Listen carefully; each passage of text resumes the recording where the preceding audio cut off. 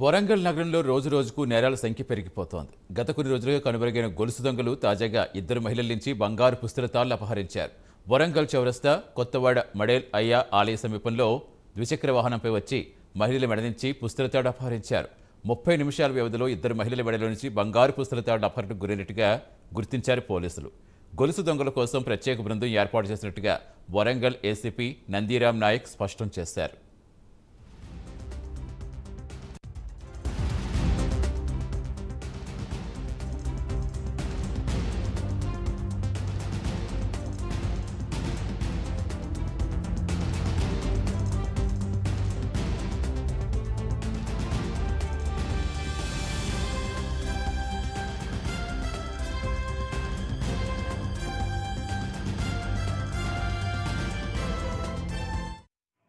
స్కూటీపై ఇద్దరు యువకులు back side నుంచి వచ్చేసి మరి ఆమె మెడలో ఉన్నటువంటి పుస్తక తాడును దూసుకొని వెళ్ళడం జరిగింది.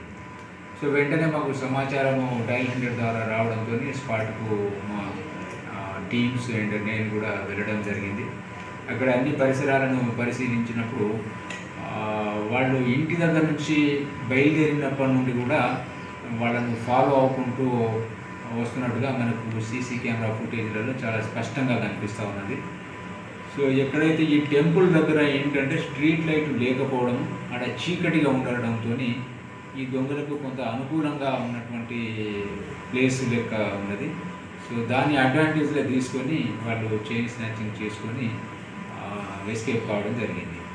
సో అది ఇన్ఫర్మేషన్ వచ్చిన తర్వాత మేము వెళ్ళి అన్నీ సెర్చ్ చేసేటువంటి